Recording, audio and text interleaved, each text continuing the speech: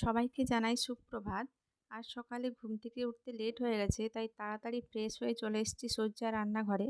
কারণ মেয়ে স্কুলে যাবে, তার জন্য বানাতে হবে টিফিন।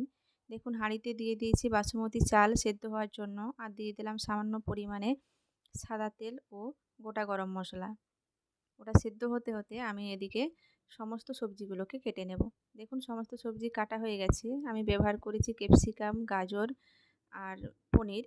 আপনারা চাইলে এতে বিনসও দিতে পারেন। দেখুন, অপর দিকে ভাতটা হয়ে গেছে, ওটাকে জল ঝরিয়ে রাখবো এবং কড়াই বসিয়ে দিলাম গরম হওয়ার জন্য। গরম হয়ে গেলে দিয়ে দেব ঘি, আর দিয়ে দেব সমস্ত কেটে রাখা সবজিগুলো হালকা আঁচে ভেজে তোলার জন্য। সঙ্গে পনিরটাও দিয়ে দেবো, সব একসঙ্গে ভাজা হয়ে যাবে। দিয়ে দেব পরিমাণ মতো লবণ, হালকা নাড়াচাড়া করে ঢাকা দিয়ে দেবো সেদ্ধ হওয়ার জন্য।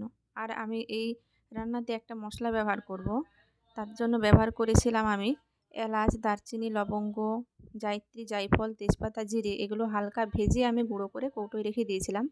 দেখুন, ভাজা হয়ে গেছে সবজিগুলো। এবার ওই গুঁড়ো মশলাটা আমি দিয়ে দিলাম। এবার আমি এতে অ্যাড করব বাসমতি রাইসটা, দিয়ে ভালো করে নেড়েচেড়ে নেব। আর এটাকে হালকা আঁচে রান্না হতে দেব, এবং এটাকে হালকা মিষ্টি করার জন্য আমি দেব তাল মিছরি গুঁড়ো। তাল মিছরিটাকে আমি গুঁড়ো করে নিয়েছি। এটাকে হাত দিয়ে ছড়িয়ে দেব এবং খুন্তি দিয়ে ভালো করে নেড়েচেড়ে নেব। এরপর ঢাকা দিয়ে দেব 2-3 মিনিট হালকা আঁচে রান্না হওয়ার জন্য।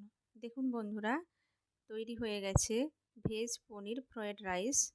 তাই টিফিনটা রেডি করে নেব। আজকে টিফিনে দিয়েছি ভেজ পনির ফ্রায়েড রাইস, আর ফলের মধ্যে দিয়েছি কলা ও আপেল। ভিডিওটা আমি এখানেই শেষ করছি। সবাই সুস্থ থাকবেন, ভালো থাকবেন।